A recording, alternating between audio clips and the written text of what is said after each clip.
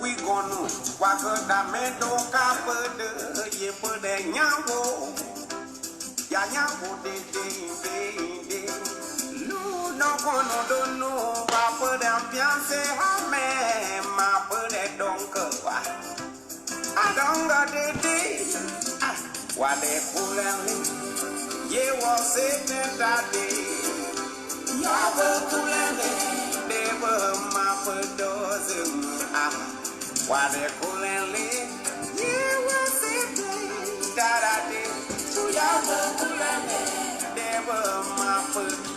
Shalom, shalom, shalom, shalom, shalom.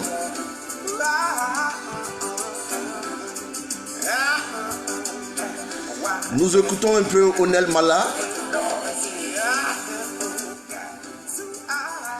Shalom, shalom à tous. Oui, sois béni mon frère David Mabaka, le prophète des nations. Que le nom du Seigneur soit béni. Je vais parler un peu aujourd'hui sur le monde. Oh, ma fille Anne-Marie Nguessan, sois bénie. Que le Seigneur nous bénisse, que le Seigneur nous accorde grâce. Nous écoutons un peu juste Onel Mala. Et après ça, nous allons venir sur un thème très important que je veux développer ce matin. Écoutez, je veux que les gens me suivent. Je demande à tout le monde de se connecter et de partager. Ça fait depuis un moment, je constate un peu un véritable désordre. Franchement. Des hommes de Dieu qui sont dans tout à la fois. C'est vraiment dommage. C'est dommage parce que ça n'honore pas le corps du Christ. Ça n'honore pas la corporation des hommes de Dieu. Oui, shalom à toi, Charles Guizot, depuis Paris. Que le Seigneur te bénisse, que le Seigneur te fortifie. C'est un thème. Est-ce que le monde pourra aimer vraiment, véritablement un homme de Dieu? Un véritable homme de Dieu. Est-ce que le monde, quand je parle du monde, je veux parler de ceux qui sont dans le monde. Est-ce qu'ils pourront supporter un véritable homme de Dieu? C'est une question qui est posée. Mais, puisque tous les hommes de Dieu ont pour modèle le Christ, mais bien avant ça, j'aimerais que vous vous connectiez et que vous appréciez cet enseignement, cette exhortation. Oui, je vois particulièrement Josué Winner, sois béni et que le Seigneur vous fortifie. Je suis convaincu d'une chose. Bien-aimés frères et sœurs, voilà, nous écoutons ici Onel Mala. Voilà, suivez avec moi. Parce que je constate que vraiment, les hommes de Dieu aujourd'hui sont devenus vraiment des stars. Des véritables stars. Oui. C'est que qui font des concours de buzz. De concours de buzz. Qui a 1000 vues, 5000 vues, 80 000 vues. Et qui est connu, qui n'est pas connu. Franchement, et quand je vois toutes ces choses, je vous assure et je vous avoue, c'est difficile de comprendre. Ma fille, Tatiana Leite, sois bénie, que le Seigneur te bénisse. Tu es une bonne fille et le Seigneur fera de grandes choses avec toi. Dieu soit avec toi.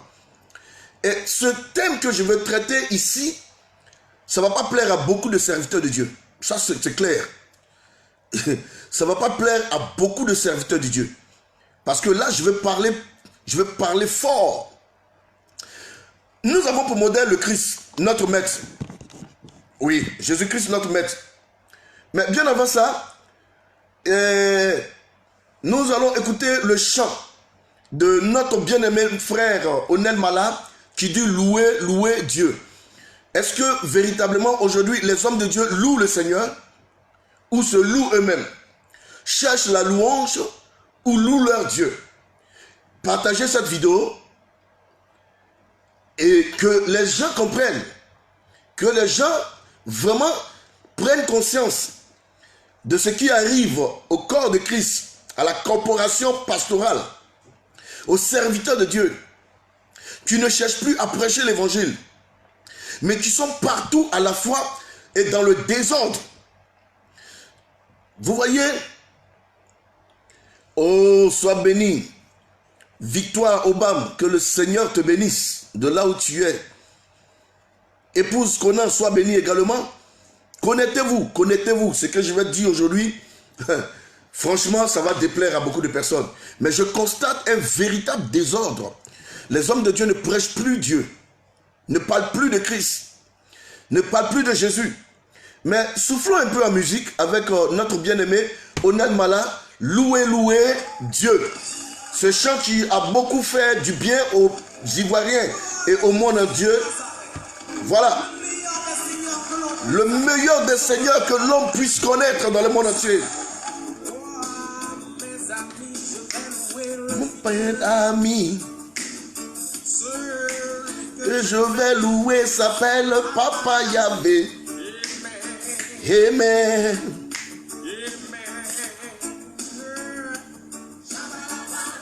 Partagez cette vidéo, partagez, partagez, partagez.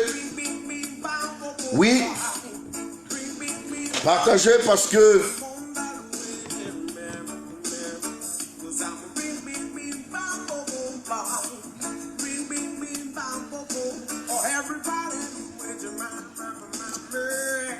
le Seigneur vous bénisse. Partagez cette vidéo.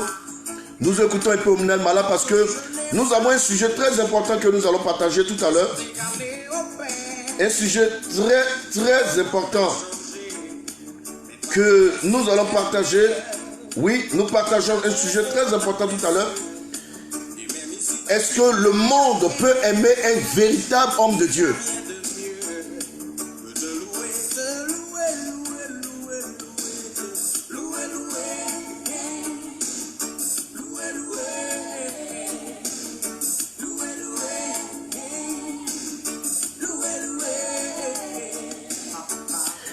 Oui, c'est une question véritable. Aujourd'hui,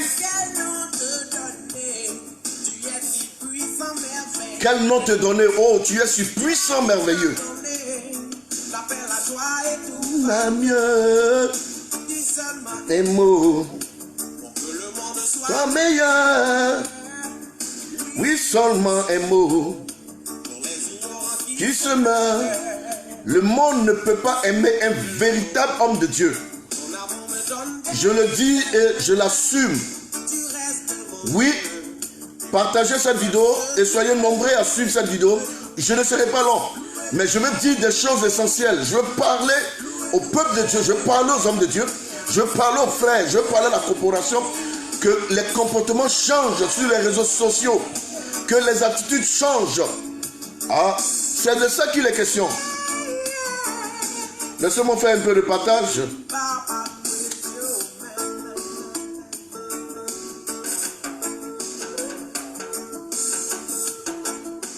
Gloire à Dieu. J'ai vu que des hommes et des femmes sont en train de partager cette vidéo. Et vraiment, je vous encourage à partager. Partagez même. Partagez ça dans les groupes pour qu'on puisse parler. Après cette musique, je vais poursuivre mon allocution.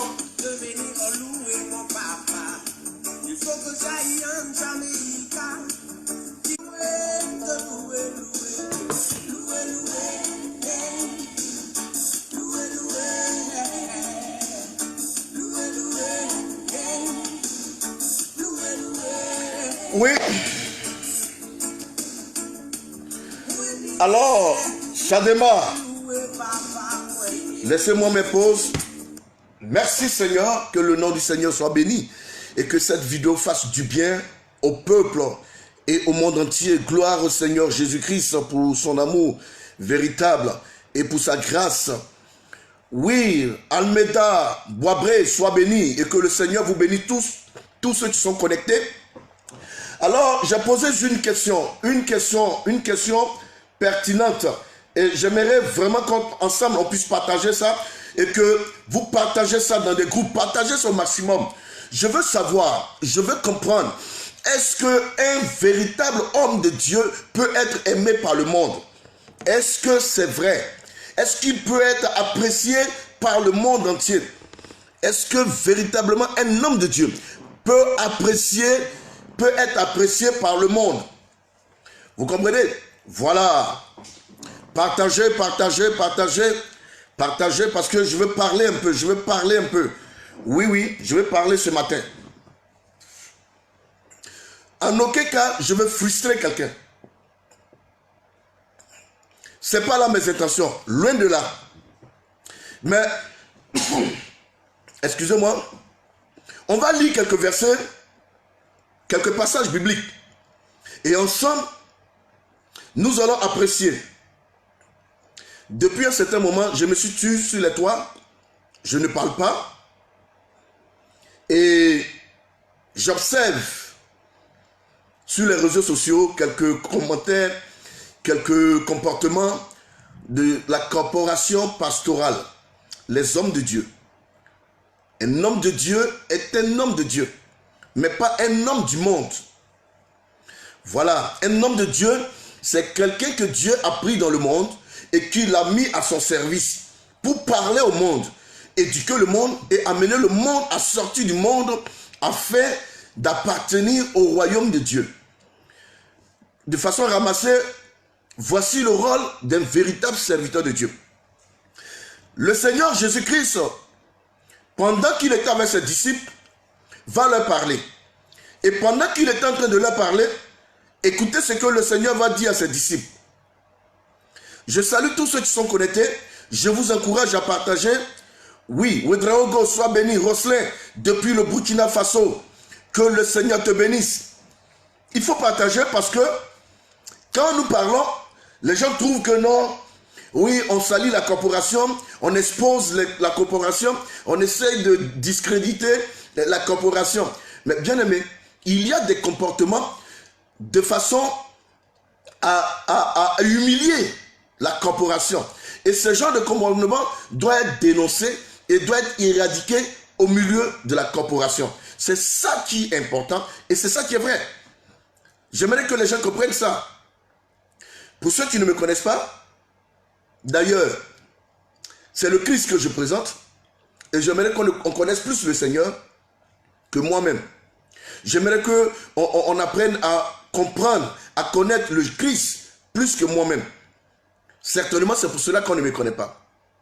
J'ai constaté que dans les différents programmes, vous comprenez, où Jésus-Christ doit être prêché, mais les gens font l'apostologie, ils font la talakou des hommes de Dieu qui viennent intervenir dans ce programme, où Jésus doit être prêché. Quand vous les entendez parler, voici un homme de Dieu qui va venir. Cet homme, s'il t'a touché, le Seigneur va faire le miracle. Si cet homme t'a touché, tu seras guéri de ton mal. Il faut venir croiser cet homme. Il faut venir rencontrer cet homme. Mais aujourd'hui, beaucoup de personnes, beaucoup d'enfants de Dieu sont déçus, ne veulent plus aller à l'église, veulent retourner dans certaines églises mortes, même veulent retourner dans le fétichisme, ou rester à la maison carrément. Mais c'est à cause de ce genre de comportement. Pasteur Roslin, shalom à toi et shalom au MCC. Que le Seigneur te bénisse et bénisse le Burkina Faso. Mon ami MC Claveur, soit salué de passage. Alors, pourquoi aujourd'hui le corps de Christ a des sérieux problèmes? C'est juste parce que les hommes de Dieu ont décidé de se faire connaître et non pas faire connaître Dieu. Pas plus tard que hier, j'ai suivi quelqu'un qui était en train de parler de trois choses. Vous savez que ça m'a fait tellement rire. C'est que Jésus vient en dernière position. Et ça m'a sérieusement dérangé. Ça m'a énormément dérangé. Et j'aimerais qu'on parle un peu. Mais avant tout, avant de commencer toute chose, écoutez-moi très bien. Ne croyez pas que les hommes de Dieu ont le pouvoir de guérir un malade. Aucun homme de Dieu né n'a le pouvoir de guérir un malade. Ce n'est pas possible. Voilà. Mais Dieu, par son amour et pour son œuvre qu'il a laissée ici-bas, a transmis le pouvoir à des serviteurs qu'il a choisis pour que ces personnes, sur sa recommandation, en imposant les mains aux malades, que les malades reçoivent la guérison, reçoivent le miracle et reçoivent leur solution. Mais au nom de Jésus-Christ. Oui, c'est par le nom de Jésus-Christ que tous ces miracles sont faits. Et tout miracle qui ne rend pas gloire à Dieu, tout miracle qui ne donne pas louange à Dieu, est un faux miracle, est un miracle démoniaque, est un miracle de feu étranger. Parce qu'il dit, en mon nom, vous chasserez les démons. En mon nom, si vous imposez les mains aux malades, ils seront guéris. En mon nom, vous bénirez les hommes et les hommes seront bénis. Mais suivez très bien mon regard. Vous avez constaté qu'aujourd'hui, dans nos programmes, c'est les hommes de Dieu qui sont plus élevés que Jésus-Christ. Quelqu'un prend le micro, il s'arrête, il va parler de lui jusqu'à la fin. De sa famille, comment il voyage, comment il est béni, combien de voitures il a. Et le Seigneur est cité seulement en 2 mots. Et c'est fini. Il dépose le micro, tout le monde crie « Wow, wow ». Mais après vous êtes surpris que rien ne se passe dans votre vie. Ça fait 50 ans que vous êtes à l'église et rien ne se manifeste. Mais vous aimez le spectacle, le m'as-tu vu? Vous n'aimez pas la parole de Dieu. Vous êtes parti à l'école, au moins. Vous avez la capacité de lire les Écritures et de comprendre. La Bible dit, vous connaîtrez la vérité et la vérité vous affranchira. Vous comprenez? Alors, lisons le livre de Jean, le chapitre 15, à partir du verset 17 et 18. Ce que je vous commande, c'est de vous aimer les uns les autres. Jean, le chapitre 15, le verset 17, verset 18 et jusqu'au verset 9. La Bible dit quoi? Si le monde vous hait, sachez qu'il m'a haï avant tout et avant vous. Il dit, si vous étiez du monde, le monde aimerait ce qui est à vous et à lui, pardon. Mais ce que vous n'êtes, c'est que vous n'êtes pas du monde et que je vous ai choisi du milieu du monde. À cause de cela, le monde vous hait. Jésus est conscient. Et là, c'est les recommandations, c'est Jésus qui parle. Il dit quoi? Ce que je vous commande, c'est des ordres qu'il donnait. C'est des recommandations qu'il donnait. C'est ce qui allait arriver. Jésus est en train d'avertir que le travail que je vais vous confier, le monde ne va pas vous aimer. Le monde ne va pas vous apprécier. Le monde n'aimerait pas ce que vous allez faire. Ça, je vous le dis. Vous comprenez? Abia Dominique, sois béni. Vous suivez ce que je suis en train de dire? Jésus est en train de dire, le monde ne va pas vous aimer, serviteur de Dieu. Est-ce qu'un véritable serviteur de Dieu peut être aimé par le monde, peut être apprécié par le monde? Je vais vous expliquer pourquoi. Parce qu'un véritable homme de Dieu vient prêcher l'évangile pour arracher le monde entre les mains du diable, pour l'amener dans le royaume des cieux. Et l'homme de Dieu critique ce que le monde fait. L'homme de Dieu condamne ce que le monde fait. Parce que ce monde est contrôlé par la puissance des ténèbres et les forces mystiques et les œuvres du diable. Les princes de ce monde, les principautés, les autorités et tout ce que l'ennemi a mis sur cette terre, c'est pour contrôler ce monde. Et il dit quoi? Si vous étiez du monde, le monde aimerait ce qui est à lui. Mais parce que vous n'êtes pas du monde et que je vous ai choisi du milieu du monde, à cause de cela, le monde vous hait. Verset 20. Souvenez-vous de la parole que je vous ai dite. Le serviteur n'est pas plus grand que son maître. S'ils m'ont persécuté, ils vous persécuteront aussi. S'ils ont gardé ma parole, ils garderont aussi la vôtre. Si vous constatez très bien, dans le ministère de Jésus-Christ, Jésus a été persécuté à outrance. Le monde ne l'a pas aimé. Le monde ne l'a pas apprécié. Le monde ne l'a pas choisi. Dans le même chapitre de Jean, allons dans Jean le chapitre 1, nous allons dire quelque chose. Écoutez bien. Au commencement était la parole, et la parole était avec Dieu, et la parole était Dieu. Vous comprenez? La Bible dit, elle était au commencement avec Dieu. Toutes choses ont été faites par elle, et rien de ce qui a été fait n'a été fait sans elle. En elle était la vie, et la vie était la lumière des hommes. La lumière luit dans les ténèbres, et les ténèbres ne l'ont point reçue. En un mot, la lumière luit dans le monde, et le monde, Jésus-Christ luit dans le monde, et le monde ne l'a point reçu. Il y eut un homme envoyé de Dieu, son nom était Jean. Or, il vint pour servir de témoin, pour rendre témoignage de la lumière, afin que tous cruent par lui. Il n'était pas la lumière, mais il parut pour rendre témoignage de la lumière. Donc, en vérité, l'objectif premier d'un homme de Dieu, c'est de rendre témoignage de Jésus-Christ. Car Jésus-Christ est la parole. Jésus-Christ est la lumière. Jésus-Christ est l'évangile. Jésus-Christ est la parole faite chair. Quand Jean est venu, la Bible dit, il rendait témoignage de Jésus. Il ne parlait rien de lui. Même quand Jésus fait la promesse du Saint-Esprit, il dit quand le Saint-Esprit viendra, le Saint-Esprit ne fera rien de lui-même. Le Saint-Esprit ne parlera pas de lui. Mais le Saint-Esprit parlera de Jésus lui-même. Le Saint-Esprit parlera de Jésus lui-même. Et non de lui-même. Mais combien de personnes de Dieu ont la capacité? Regardez les affiches que vous voyez partout. Regardez bien les affiches que vous voyez. Sur ces affiches, vous allez voir des grosses photos, des grosses images avec le nom. Venez, Dieu va faire. Non. Venez, celui qui vient à ce programme. Si je touche cette personne, la personne sera guérie. Oui, je suis d'accord. Mais j'aimerais qu'à la fin, tu puisses dire au nom de Jésus-Christ.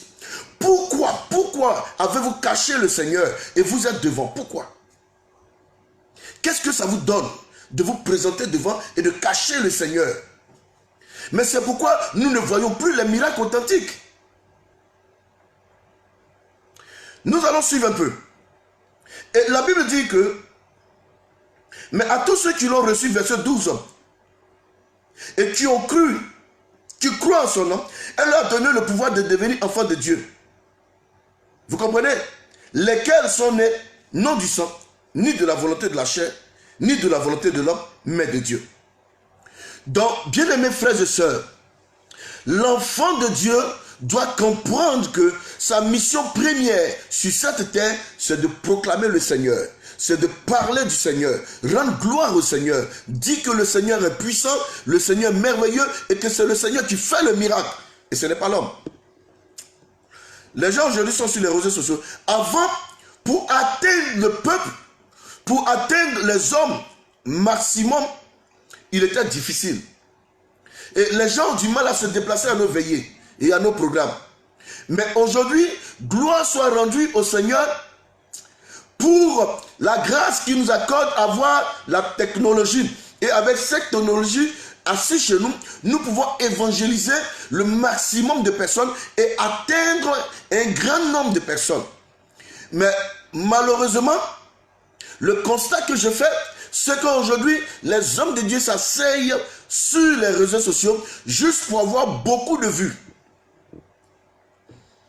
Et se faire aimer par le monde. Je ne crois pas que si vous dites la vérité, la Bible réelle, façon Jésus a prêché, et la façon dont il a laissé ses disciples, l'enseignement qu'il a donné à ses disciples, je ne crois pas que si vous prêchez cet enseignement, vous aurez 10 personnes derrière vous. Moi, je ne crois pas à ça. La Bible dit, gloire au Seigneur. Nous allons voir, nous sommes dans le livre de Jean. Regardons Jean 6. Jean 6. Regardons. Le Seigneur lui-même, dans toute sa gloire, dans toute sa seigneurie, dans ses vérités, lorsqu'il a prêché la vérité, réussite, oui, sois béni ma fille et love, hein? Lazy et love, que le Seigneur te bénisse, lazy love, que Dieu te bénisse. Jean 6, le verset Le verset... À partir du verset 48, Jésus dit, verset 47, en vérité, je vous le dis, celui qui croit en moi a la vie éternelle. Vous comprenez? Et la Bible dit, Jésus dit encore, je suis le pain de vie. Vos pères ont mangé la manne dans le désert et ils sont morts. C'est ici le pain qui descend du ciel, afin que celui qui en mange ne meure point. Je suis le pain vivant qui est descendu du ciel. Si quelqu'un mange de ce pain, il vivra éternellement. Et le pain que je donnerai, c'est ma chair que je donnerai pour la vie du monde. Là-dessus, les Juifs disputaient entre eux, disant, comment peut-il nous donner sa chair à manger? Vous voyez, les choses commencent à changer un peu. Jésus, dans sa prédication, est en train d'expliquer, mais c'était des images qu'il est en train d'expliquer que les gens ne comprenaient pas. Voici qu'il y aura une grande division. Des milliers de personnes qui suivaient le Seigneur vont l'abandonner. Pourquoi? Parce que les vérités qui sortaient de la bouche du Seigneur étaient insupportables pour le monde. Et le monde ne pouvait pas comprendre ces choses. Vous comprenez? Est-ce que vous savez? Et il dit, celui qui mangera ma chair et qui boira mon sang a la vie éternelle. Et je le ressusciterai au dernier jour. Verset 55. Car ma chair est vraiment une nourriture et mon sang est vraiment un breuvage. Celui qui mange ma chair et qui boit mon sang demeure en moi et je demeure en lui. Comme le Père qui est vivant m'a envoyé et que je vis par le Père, ainsi celui qui mange vivra par moi. C'est ici le pain qui est descendu du ciel. Il n'est pas comme de vos pères qui ont mangé la manne, qui sont morts. Celui qui mange ce pain vivra éternellement. Verset 59 de Jean le chapitre 6. Jésus dit ces choses dans la synagogue, enseignant à Capernaum. Vous comprenez? Jésus est en train d'enseigner ces choses à Capernaum, à l'église. Mais regardez ce qui va se passer dans l'église. Quand la vérité est prêchée dans une église, regardez ce qui va se faire. Le monde sortira. Le monde ne peut pas supporter la vérité de Dieu. Le monde qui ne connaît pas Christ ne supportera pas la vérité et les Écritures. Regardez vous-même. Jésus dit ces choses dans la synagogue, enseignant à Capernaum. Cette histoire s'est passée à Capernaum. Donc quand Jésus dit le monde m'a haï et le monde ne pourra pas vous aimer, c'est la vérité, à cause de la vérité. Plusieurs de ses disciples, écoutez-moi bien, la Bible dit plusieurs de ses disciples, après l'avoir entendu dire, cette parole est dure, qui peut l'écouter? Jésus, sachant en lui-même que ses disciples murmuraient à ce sujet, leur dit, cela vous scandalise-t-il? Et si vous voyez le Fils de l'homme monter où il était auparavant, c'est l'esprit qui vivifie. La chair ne sert à rien. Les paroles que je vous ai dites sont esprit et vie. Vous comprenez? Jésus est en train de dire que ce qu'il est en train d'enseigner n'était pas charnel. La chair, c'est le monde. Mais ce que je suis en train de vous enseigner est esprit et vie. Et la Bible dit qu'ils ne pouvaient pas supporter. Et ne pouvant pas supporter, regardez leur réaction. Ce qui va se passer. Mais il est permis, il y a parmi vous quelques-uns qui croient point. Car je savais dès le commencement qui étaient ceux qui ne croyaient point. Et qui était celui qui le livrerait. Il ajouta, c'est pourquoi je vous ai dit que nul ne peut venir à moi si cela ne lui a pas été donné par le Père. Tous ceux qui viennent à vos programmes, qui restent, vous avez 4000 membres, je ne suis pas contre. 18 000 personnes, je ne suis pas contre. Mais est-ce que la vérité est prêchée en ce lieu? Est-ce que vous présentez le Christ véritable? Parce que là où le Christ véritable est prêché, il y a véritablement un problème. Je vous dis la vérité. Je vais vous citer quelques apôtres, les 12 apôtres qui ont prêché la vérité. Je vais vous citer leurs faits. Comment ça s'est passé? Et vous comprendrez que là où la vérité est prêchée, oh bien-aimé, c'est pas facile. C'est difficile. Je vous dis la vérité. C'est pas facile et c'est difficile. C'est pourquoi, mais il en est parmi vous quelques-uns qui ne croient point. Car Jésus savait dès le commencement celui qui était ou ceux qui ne croyaient point. Et qui était celui qui le livrerait. Il ajouta, c'est pourquoi je vous ai dit que nul ne peut venir à moi si cela ne lui a été donné par le Père. Dès ce moment, plusieurs de ses disciples se retiraient et ils s'en allaient avec, et plus n'allaient plus avec lui. Jésus dit aux 12, et vous, ne voulez-vous pas aller aussi? Simon-Pierre lui répondit, Seigneur, à qui irons-nous? Tu as la parole de la vie éternelle. Et nous avons cru, nous avons connu que tu es le Christ, le Saint de Dieu. Jésus leur répondit, n'est-ce pas moi qui vous ai choisi, vous les 12, et l'un de vous est un démon. Vous comprenez très bien que Jésus n'a pas été aimé parce qu'il prêchait des choses compliquées et des choses difficiles. Mais la chair, les hommes du monde ne peuvent pas comprendre. C'est difficile pour eux. Ils sont aveuglés par le diable afin de ne pas voir briller la splendeur de l'évangile. Donc ces choses les embrouillent toujours. Ça les embrouille, ça les perturbe. Et quand ils sont partis, tous ces milliers de disciples sont partis. Jésus a demandé aux 12 qui sont restés, mais vous aussi, allez-y. Vous savez ce que Pierre a répondu? Mais à qui irons-nous? C'est toi qui as la parole de vie. Vous savez, quand la vérité est prêchée dans sa splendeur, les véritables choisis de Dieu resteront. Même si ça les frustre, même si ça les blesse aussi, ils resteront parce que cette parole, ils ont connu celui qui prêche. Ils ont connu celui qui a cette parole-là. Vous comprenez? Et laissez-moi vous dire, les véritables, les 12 disciples, peut-être que c'est la vérité que vous ne savez pas, mais restez connectés. Je vais vous montrer un peu comment sont morts les 12 disciples. Est-ce qu'ils ont été aimés par le monde? Est-ce qu'ils ont été acceptés par le monde? Nous allons commencer premièrement par Pierre. Oui, oh frère. Savez-vous comment sont morts les apôtres? Est-ce que vous le savez? Je vais vous lire quelques passages. Je vais vous expliquer aujourd'hui comment les apôtres sont morts. Ceux qui ont prêché le véritable évangile. Est-ce qu'ils ont eu 1000 vues? C'est vrai. Est-ce que ces apôtres-là se sont acharnés sur des choses de futilité? Est-ce qu'ils se sont mis des choses dans des choses du monde? Ils se sont seulement altérés aux choses spirituelles. Ils se sont attachés aux choses de Dieu. Ils ont prêché l'évangile jusqu'à leur mort. Je crois que Dieu bénit. Je ne suis pas contre. Parce que Dieu me fait grâce. Mais frère,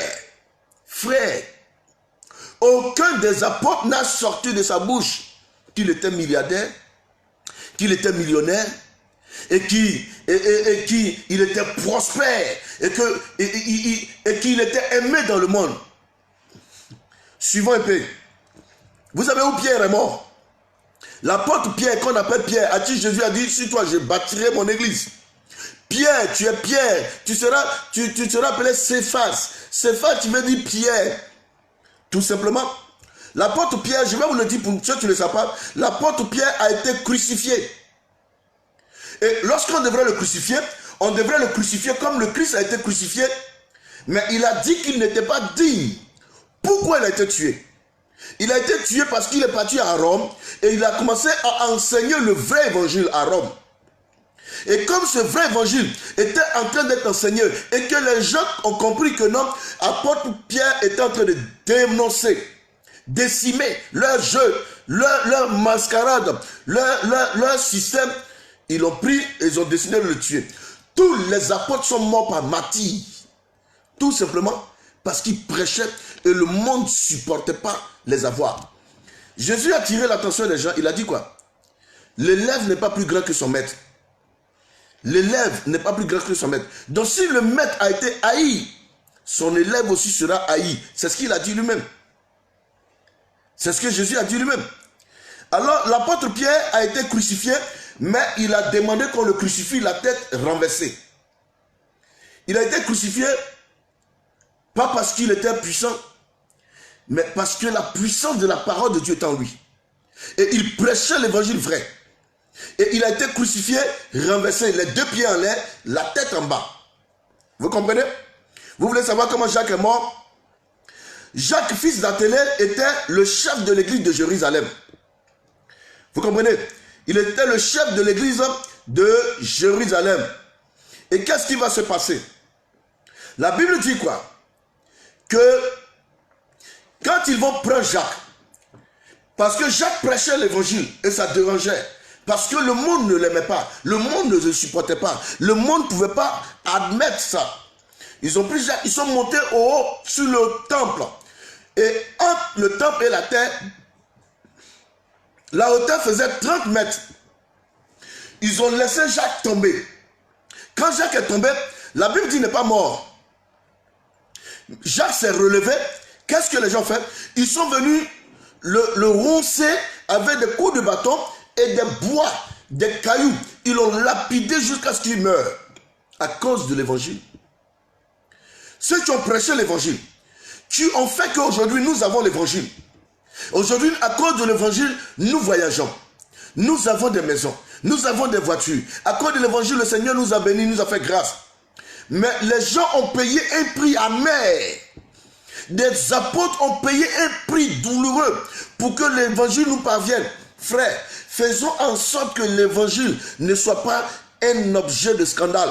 Faisons en sorte que l'évangile ne soit pas un livre de scandale ou une grâce, oh Seigneur. Quand je pense qu'à cause du comportement de certains hommes de Dieu, les gens blâment tous les hommes de Dieu, j'ai mal au cœur. J'ai mal au cœur. Bien-aimé, j'ai mal quand je vois ce genre de choses. Oui, il a survécu et a été battu. Il a été jeté du promontoire du sud du temple. Ouais. Haut de 30 mètres. La Bible dit qu'il a survécu à la mort avec des bâtons par ses ennemis. Satan avait conduit Jésus sur le même promontoire. Hein? Sur le même promontoire. Dans Luc le chapitre 4, Satan avait pris Jésus et il a mené Jésus là-bas pour lui dire, regarde tous ces royaumes. Ces royaumes m'appartiennent. C'est à moi. Vous voyez, aujourd'hui c'est déplorable. Et Jacques est mort par lapidation. Parlons un peu d'André. André est mort, crucifié aussi.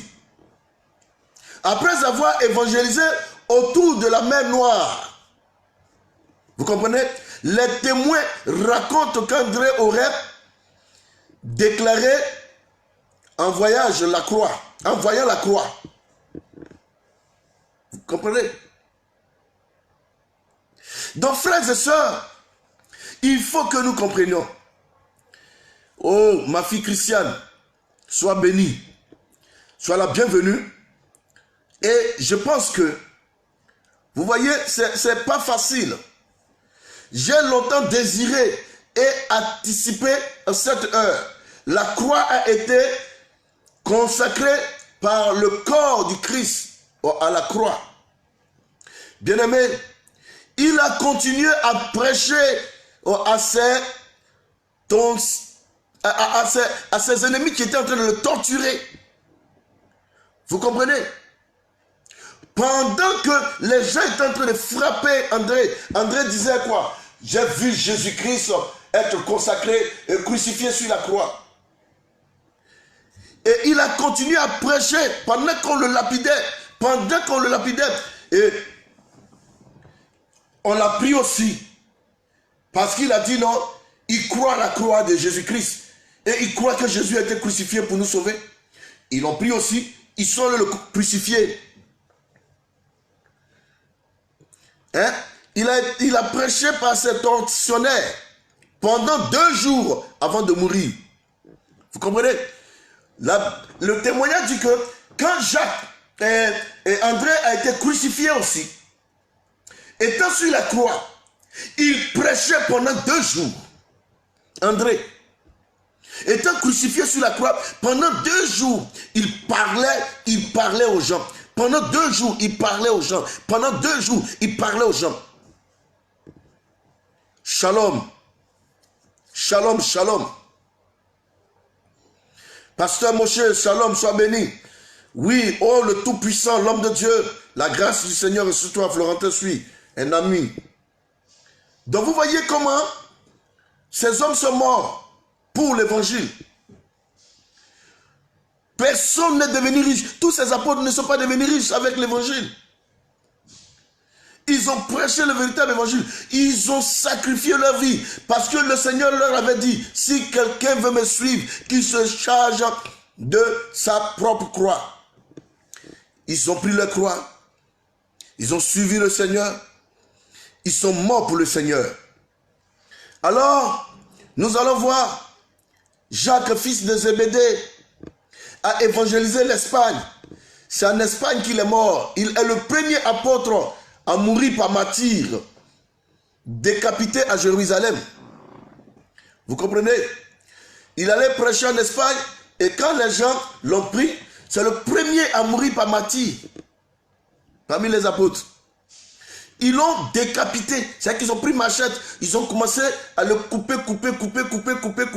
Ils l'ont décapité, enlevé son bras. C'est comme ça que Jacques est mort. Est-ce que vous le saviez? Est-ce que vous le saviez? Jacques est mort découpé à cause de l'évangile. Pourquoi? Parce que le monde ne l'aimait pas. Le monde ne le supportait pas. Philippe évangélisait l'Asie. Il a évangélisé l'Asie mineure. Philippe est parti en Asie pour parler de la part du Seigneur. Il a été lapidé et crucifié lui aussi, la tête en bas. Hein? En Phrygie. Oui, il a été crucifié aussi, Philippe, l'évangéliste. Voici comment les apôtres sont morts. Pour que l'évangile nous parvienne. Pour que ce que le Seigneur leur a laissé arrive jusqu'à nous. Après lui, il y a Barthélemy qui a évangélisé aussi l'Arabie. Et comment on appelle ça? La Mésopotamie. Barthélemy. Qu'est-ce qu'il a été? Il a été flagellé. Vous comprenez? Écorché vif. Ils ont pris des cordes comme ça, avec des hameçons dessus. Hein? Des fouets tressés avec des hameçons. Et on prend le chicoter, on tire, ça déchire son corps. C'est le monde qui faisait ça. Le monde n'aimait pas ces personnes. Ne les supportait pas parce qu'ils prêchaient le véritable évangile. Ils prêchaient la véritable parole de Dieu. Et le monde ne les a pas supportés. Le monde ne les a pas aimés. Oui, c'est la vérité. Bien aimés, le monde ne les a pas aimés ni supportés. Voilà. C'est ça. Les enfants de Dieu doivent comprendre ces choses. Barthélemy a été tué. Il a été flagellé. Flagellé, c'est chicoter quelqu'un. Déchirer tout son corps avec des hameçons, des fers au bout. Hein, comme des lames de scie. Au bout d'une chicote. Quand le chicote, ça déchire son corps. Quand le chicote, ça déchire son corps. Quand le chicote, ça déchire son corps. Noël Sombo, mon fils à moi, que le Seigneur te bénisse. Depuis Abidjan. Vous voyez? Et ces hommes de Dieu sont morts.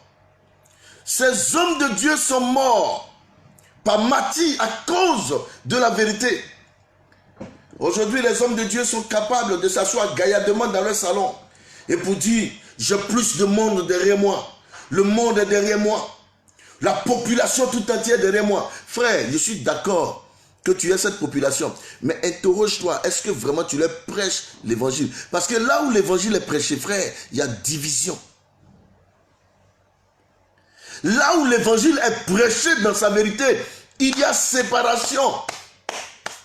Parce que le monde ne peut pas se mélanger avec l'évangile. Le monde ne peut pas accepter le vrai évangile. Donc, et ce n'est pas ce que toi tu prêches pour que le monde soit derrière toi. Pour que toute la population soit derrière toi. Je me demande qu'est-ce que tu prêches.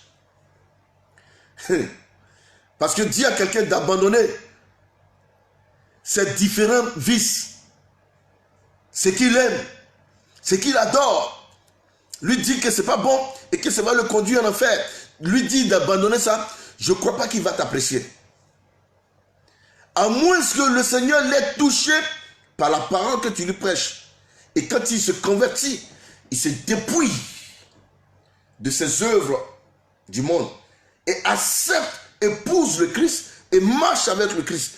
En ce moment, cet enfant de Dieu qui a été transformé par Dieu peut accepter de te suivre. Jésus l'a dit, si moi haïs, ils vous haïront. Oui, peut-être que vous ne savez pas aussi comment sont morts. Vous lisez la Bible, c'est vrai, mais vous ne faites pas d'autres recherches. Vous ne savez pas comment sont morts. Toutes ces personnes sont mortes. Elles sont mortes. Mais elles sont mortes d'une manière vraiment dégradable.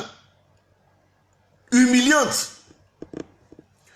Thomas a évangélisé l'Inde. C'est Thomas, l'incrédule. Il est parti évangéliser l'Inde et a formé une première communauté chrétienne à laquelle appartenaient des personnes de la famille royale.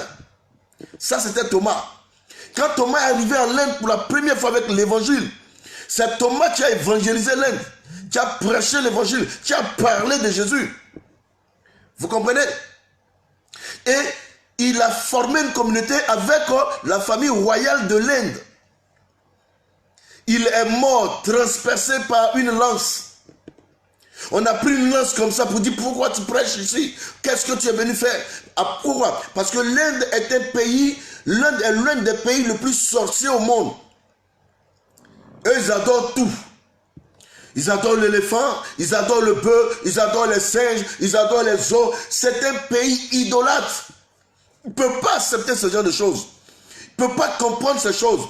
Chatou Esther, soit salué, servant de Dieu. Alors, les véritables, soyez salués. Les véritables hommes de Dieu, soyez salués. Que Dieu vous bénisse, que Dieu vous fortifie dans l'œuvre à laquelle il vous a appelé. C'est lui qui vous a appelé et c'est lui qui le fera. Oui, ce n'est pas quelqu'un qui le fera, mais c'est Dieu lui-même qui le fera. Celui qui vous a appelé est fidèle et c'est lui qui le fera. Arrêtez de dire que c'est vous qui faites le miracle. Vous n'êtes pas capable de faire miracle. Mais le Seigneur, au travers de lui, de vous, il peut vous utiliser sans mesure. Mais pourquoi pourquoi voulez-vous pas donner gloire à Dieu et reconnaître que c'est Dieu qui fait ces choses au travers de vous? Ça vous coûte quoi? Ça vous coûte quoi? Alors, bien aimé, après Thomas, nous voyons l'évangéliste Matthieu qui a évangélisé l'Éthiopie. Il est mort tué aussi par l'épée. On a pris l'épée pour le transpercer. Pour Seigneur, toutes ces personnes sont mortes à cause de l'évangile. Mais toi aujourd'hui, tu as pris l'évangile là et tu as pris pour faire ton business. L'évangile est devenu ton commerce de fonds. Et c'est avec l'évangile tu fais tout. Tu prends l'évangile pour faire ton business, ton fonds de commerce. Bien-aimés, revenez à l'évangile, revenez aux Écritures, revenez à l'amour premier que nous avons eu pour l'évangile, quand nous avons cru à la parole du Seigneur. Oui, revenons à la parole du Seigneur. Les apôtres sont morts à cause de l'évangile. Pour qu'aujourd'hui nous prêchons l'évangile, pour que l'évangile nous parvienne, les gens ont sacrifié leur vie. Les gens sont morts par Matthieu. Oui, Matthieu a été transpercé en allant prêcher en Éthiopie.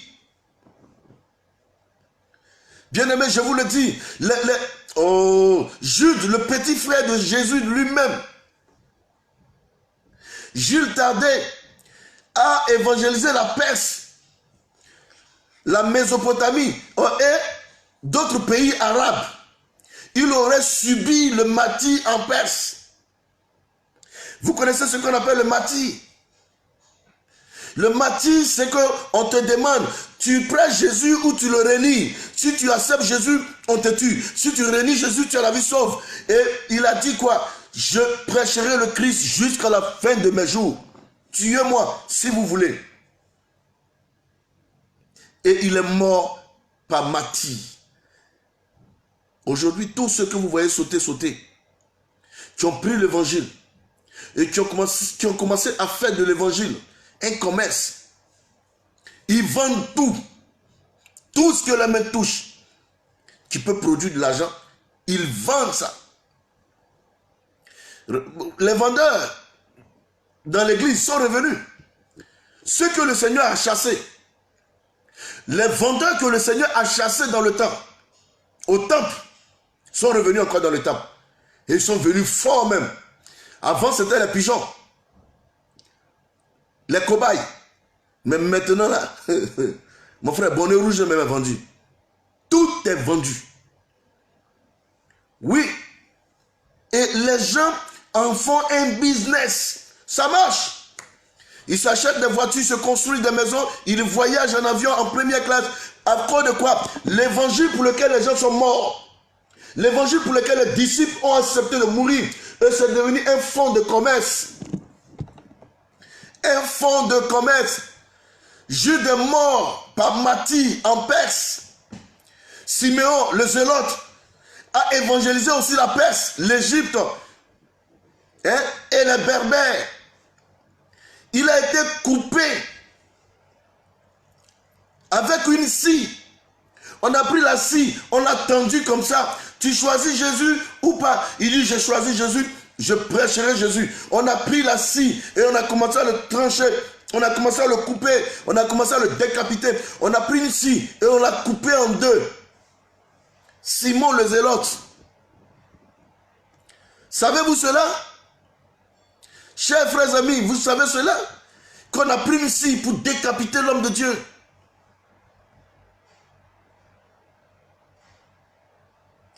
Ça fait pitié, c'est dommage. Et en même temps, j'ai mal quand je vois tout ce qui se passe.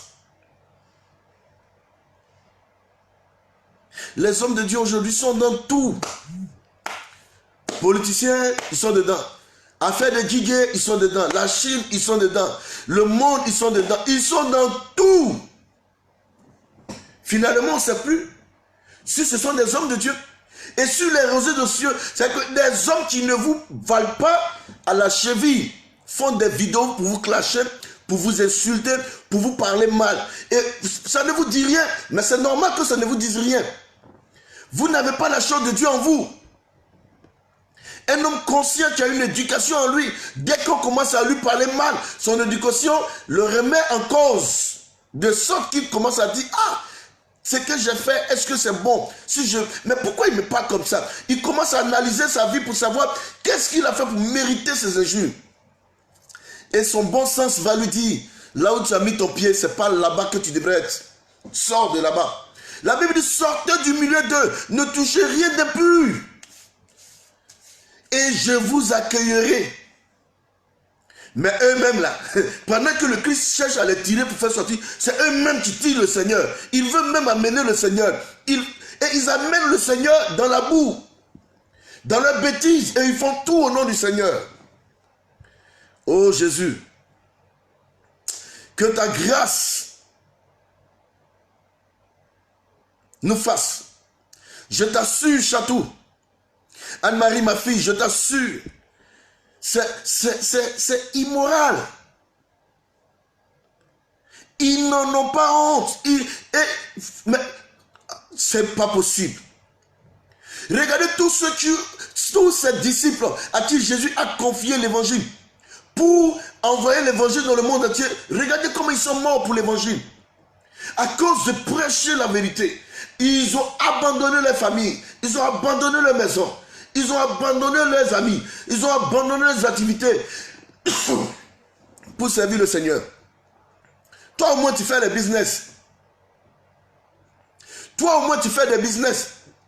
Mais ceux qui sont des appelés en plein temps, que le Seigneur les a rachetés, qui ne font pas de business, mais par ton comportement, tu es en train de boycotter le travail de ces personnes.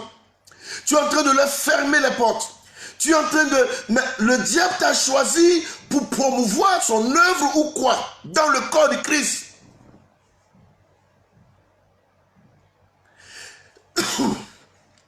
Mais je ne suis pas étonné parce que la Bible nous a averti que dans les derniers temps, il y aura des faux prophètes, des faux docteurs. Pourquoi? Parce que des hommes auront la démangeaison d'entendre des choses qui leur font du bien.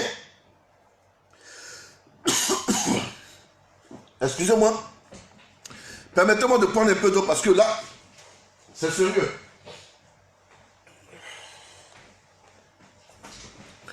Vous comprenez? Et c'est très dommage.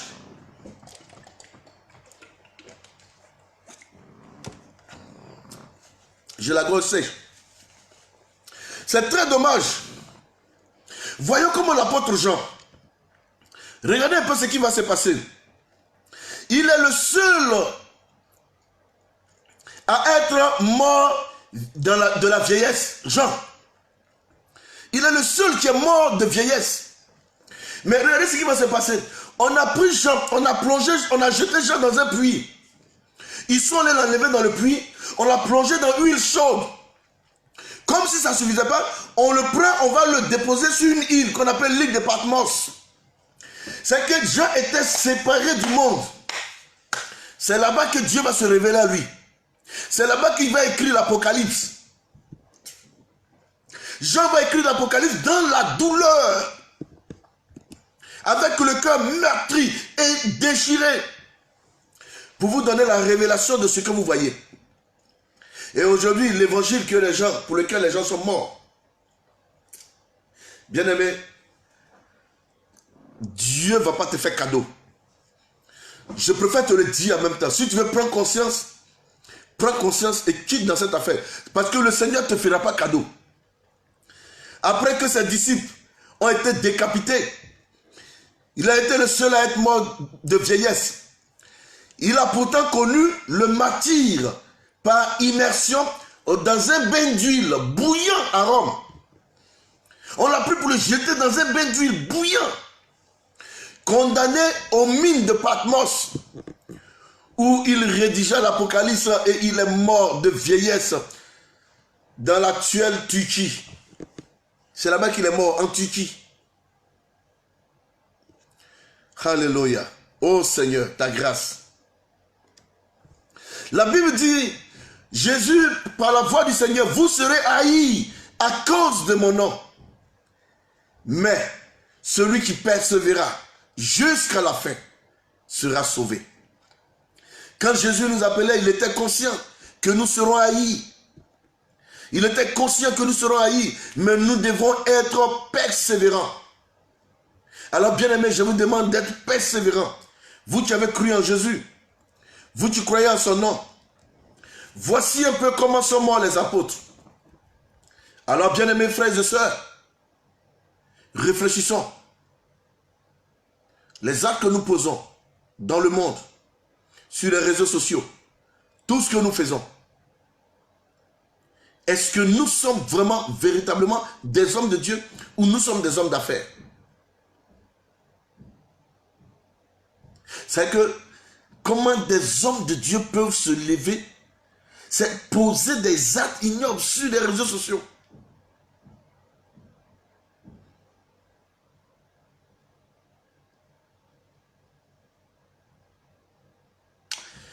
Franchement, et c'est le monde encore qui critique ça.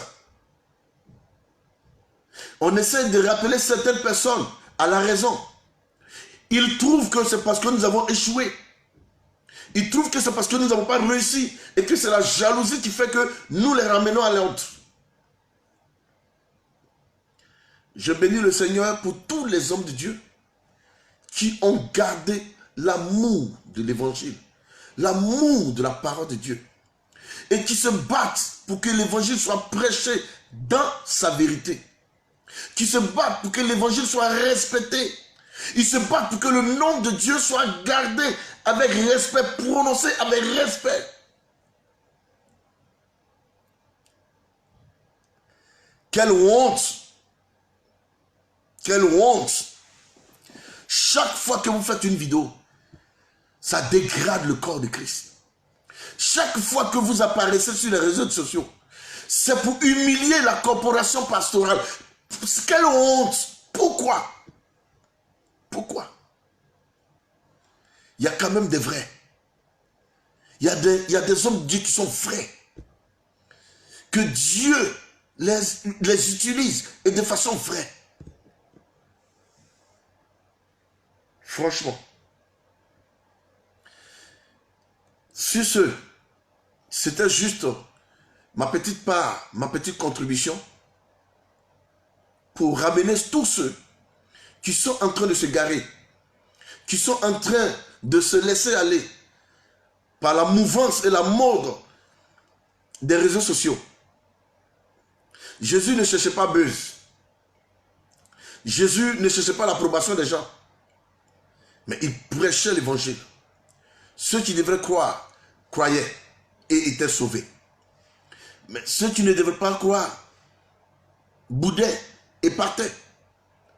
Jésus a dit, allez prêcher l'évangile à tous ceux qui croiront. Jésus n'a pas dit que le monde va croire. Il dit, mais quelques-uns qui vont croire seront sauvés. Vous comprenez? Le Seigneur est conscient que le monde entier ne croira pas. Mais dans ce monde, il y aura quelques personnes qui vont croire. Et tous ceux qui vont accepter de croire seront sauvés. Alors, prêchez l'évangile. L'évangile vrai. Soyez sincères avec l'évangile. Donnez-vous à fond. Mais je crois que c'est parce que vous ne connaissez pas Dieu. Voilà pourquoi vous vous amusez. Et à cause de vous, le nom de Dieu est bafoué. À cause de vous, le nom de Dieu est blâmé. À cause de vous, le nom de Dieu, laissez-moi chercher, Seigneur, ta grâce. À cause de vous, les gens n'ont même plus peur de lever la voix et parler de Dieu.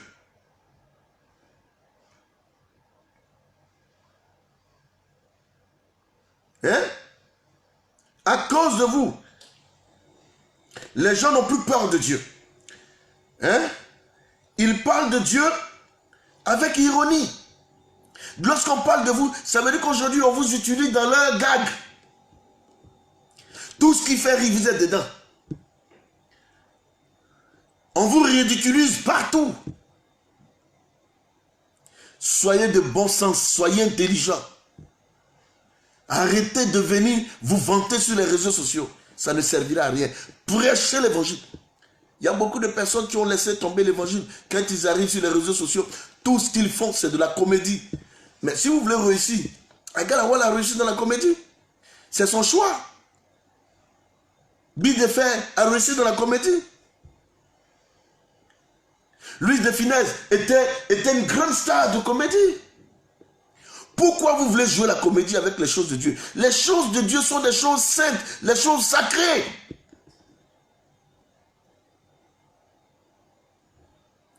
L'évangile est sacré. C'est des paroles vivantes de Dieu. On ne prend pas pour faire de la comédie. Non, je suis désolé.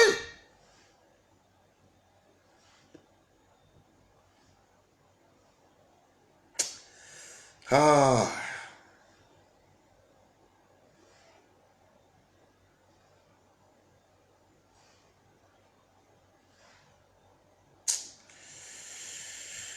Waouh.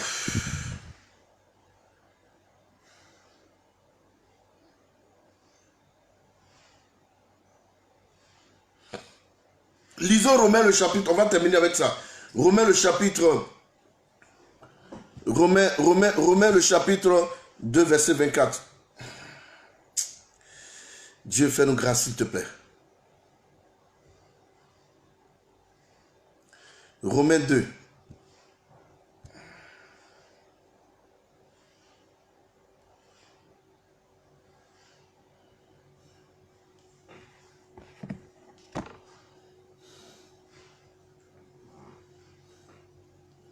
La Bible dit dans verset 23, « Toi tu te fais une gloire de la loi, tu déshonores Dieu par la transgression de la loi. Car le nom de Dieu est à cause de vous blasphémé parmi les païens, comme cela est écrit.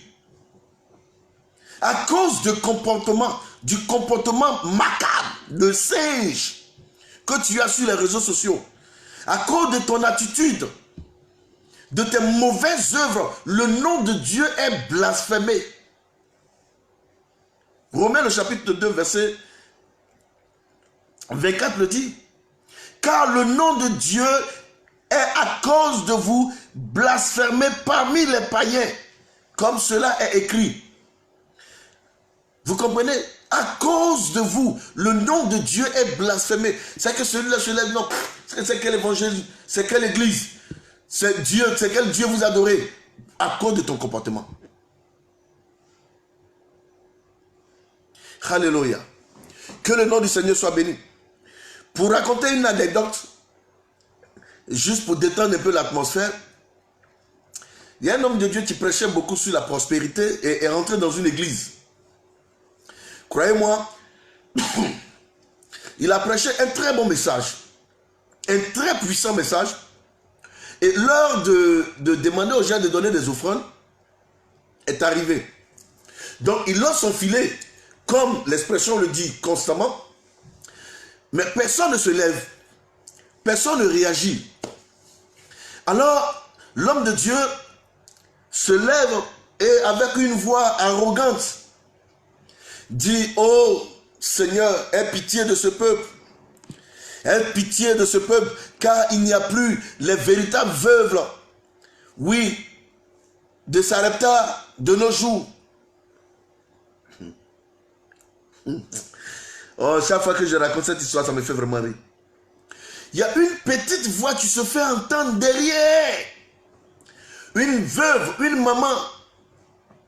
Elle dit: mon fils, en la vérité, les veuves de Sarepta existent toujours. Mais c'est les vrais Élie qu'on ne trouve plus. Sinon on existe. On sait faire le sacrifice. Alléluia. Et c'était pour vous détendre un peu. J'ai parlé avec beaucoup de douleur dans le cœur. Mais quoi qu'il en soit, je suis très heureux de parler. Parce qu'il y a encore des véritables. J'aimerais dire à tous ceux qui sont découragés parce que le comportement de certains hommes de Dieu les ont frustrés ou continuent de les frustrer. J'aimerais vous dire qu'il y a encore des hommes de Dieu. Il y a encore des véritables. Mais c'est vous. Vous aimez où il y a le bling bling. Vous aimez tous ceux qui ont des grosses voitures, qui ont au moins 65 protocoles. Mais c'est tout ça qui vous fatigue. Le pasteur a prié pour toi. Il marche à pied et continue de prier pour toi. Et quand tu es prospère, tu es béni, au lieu de l'aider à bâtir une église ou de le soutenir à construire, non. Tu trouves qu'il est trop pauvre, il est trop petit pour bénéficier de tes offrandes et de tes dîmes. Donc tu préfères aller donner tes dîmes au Nigeria, en Afrique du Sud, à un bishop là-bas ou aux États-Unis. Tu cherches maintenant où se trouve Tidi Guest pour lui faire parvenir ton offrande. Alors que tu as ton frère pasteur, le jeune pasteur qui prie pour toi. Chaque jour, il prie pour toi. Matin, midi, soir, il prie pour toi. Tu as des problèmes, c'est lui qui appelle. Tu as des difficultés, c'est lui qui appelle. Quand ça ne va pas, c'est lui qui appelle. À minuit, tu le réveilles.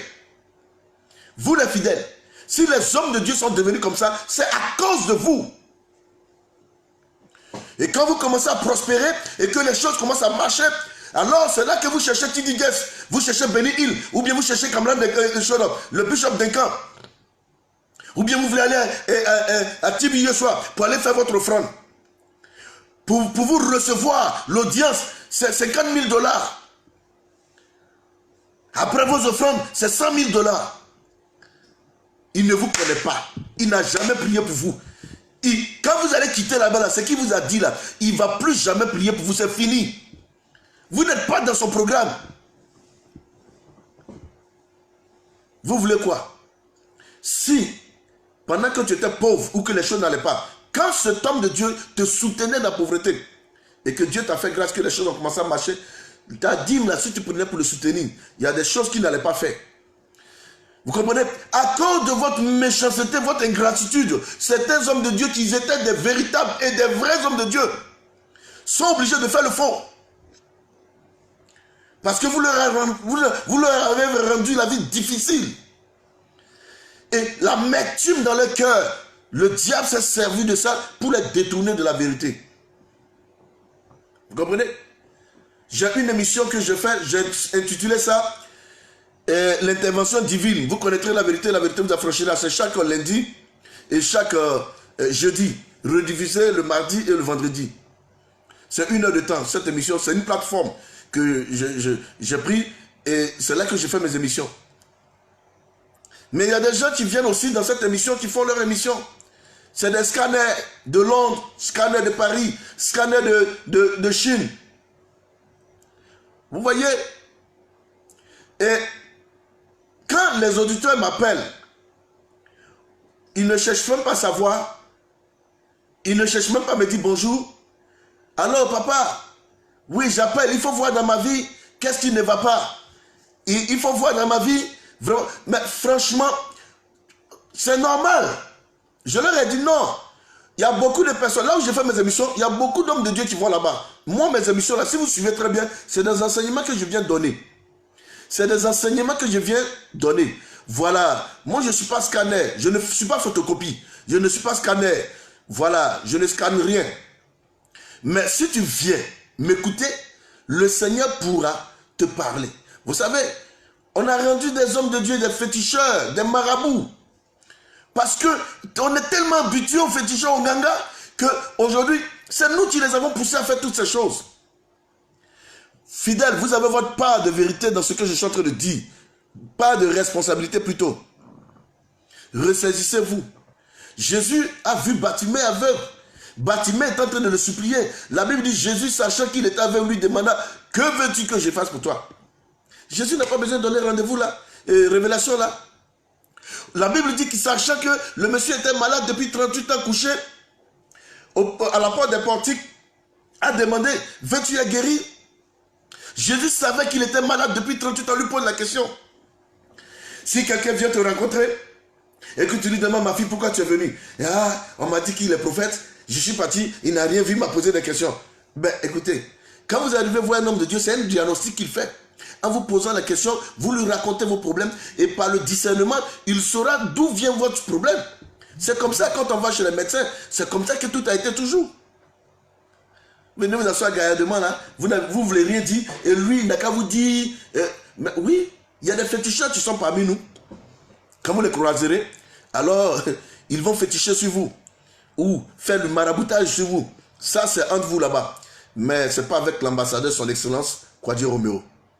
Si tu viens que Dieu ne m'a rien dit, je ne te dirai rien. Je ne forcerai pas pour impacter quelqu'un ou pour attirer quelqu'un ou pour séduire quelqu'un. La Bible déclare que la femme sunamite a fait du bien à Élisée, beaucoup de bien, construit une maison pour lui. Mais Dieu ne lui a rien révélé. Élisée a dit, mais avec tout ce que la femme nous a fait, qu'est-ce qu'on peut faire pour elle? Lui-même il était embarrassé parce que Dieu ne lui disait rien, Dieu n'avait rien fait, Dieu n'avait rien prévu, Dieu n'avait pas révélé quelque chose. Qui était plus puissant qu'Élisée? Élisée s'est contenté de ce que Géasi lui a dit que cette femme, j'ai remarqué qu'elle n'a pas d'enfant. Et c'est sur ça qu'Élisée a prophétisé et le miracle s'est opéré dans la vie de la femme. Bien-aimés, soyez satisfaits de ce que le Seigneur opère dans votre vie. Aimez ce que Dieu fait dans votre vie. Appréciez les bonnes œuvres de Dieu. Aussi petit qu'elle peut être. Mais il faut savoir l'apprécier. C'est important. Oui, pasteur Joseph, sois béni. Que le Seigneur te fortifie. Tu me prends en retard, mais je suis content de t'avoir en ligne depuis Paris. Je t'ai en train de dire, est-ce qu'un véritable homme de Dieu peut être aimé par le monde? Bien-aimé, vous allez voir aujourd'hui. Je ne sais pas pourquoi. Quand les gens disent non, mais franchement, oui, effectivement, Jésus, je ne suis pas contre les gens qui ont 2000 membres, 4000 membres. La Bible déclare que Jésus a nourri 5000 hommes, sans compter les femmes et les enfants. Donc Jésus avait la foule aussi. Mais quand les vérités du Seigneur ont commencé à sonner, concernant les choses spirituelles, concernant les choses véritables du royaume, la Bible dit tous les disciples, même la foule et même une partie des disciples sont partis. Il est resté 12. Quand vous allez commencer à prêcher dans votre église les véritables choses spirituelles pour emmener les gens à rentrer dans le royaume de Dieu, vous allez voir si vous êtes serviteur de Dieu ou si vous êtes un comédien ou bien si vous êtes un acteur, vous saurez vous-même. Ce n'est pas quelqu'un qui viendra dire ouvrez la Bible et prêchez comme la Bible vous a demandé de prêcher là. On va voir le dimanche prochain si véritablement le message qui est prêché comme la Bible voudrait. On va voir, vous serez combien le dimanche prochain. C'est en cela qu'on saura si tu as l'onction de la foule. Faut blaguer, hein? D'accord. Je vais m'arrêter là. Que Dieu vous bénisse. Ma prochaine vidéo, je vais parler maintenant des fidèles qui ont fabriqué des marabouts, des féticheurs, des vendeurs d'illusions dans l'église. Ma prochaine vidéo, c'est vous les fidèles. Comment vous avez fabriqué ces monstres-là? C'est de ça qu'on va parler. Vous avez fabriqué des commerçants, des fabricants. Et des gens, des hommes de Dieu, c'est qui ont cette facilité de mentir et même d'introduire le nom de Dieu dans leurs mensonges. Des témoignages fallacieux, des témoignages, je ne sais pas. Et tout ça au nom de Dieu. Mais vous êtes courageux, hein? Oh. Chapeau à vous. Ça va te surprendre, mon frère. Faut même pas t'inquiéter même. Tu vois ça comme un jeu. Tu n'as jamais lu la Bible. Tu as lu la Bible comme un roman. Mais si tu connais la Bible comme je connais là, il y a des choses que tu vas arrêter de faire. C'est pas quelqu'un, cet esprit ne va pas venir te parler. Mais toi-même tu vas arrêter. Parce que tu connais déjà ta fin. Et c'est scellé. C'est scellé, je te le dis. Tous ceux qui m'ont suivi, tous les hommes de Dieu qui m'ont suivi, que le Seigneur vous bénisse. À ma fille Docas depuis Paris, que le Seigneur te bénisse. Et Anne-Marie, tu m'as suivi jusqu'à la fin. Également, Maman Esther, soyez bénis. Ah oui, mon frère Joseph, mon fils, je te dis la vérité. L'évangile vrai, c'est dans la bouche de certaines personnes. Ils ne sont pas considérés. Et quand vous les entendez parler, on dit non, c'est parce que c'est des pauvres. Un homme de Dieu qui n'a pas une voiture, qui n'a pas une maison, ne doit pas t'imposer la main. Hein? Un homme de Dieu qui n'a pas la prospérité ne doit pas t'imposer la main. On a connu des hommes de Dieu en Côte d'Ivoire. Ils étaient rien, ils dormaient au marché. Ils étaient rien. Et aujourd'hui, ils savent dans quoi ils sont rentrés. Et pas en Côte d'Ivoire seulement. Ils savent dans quoi ils sont.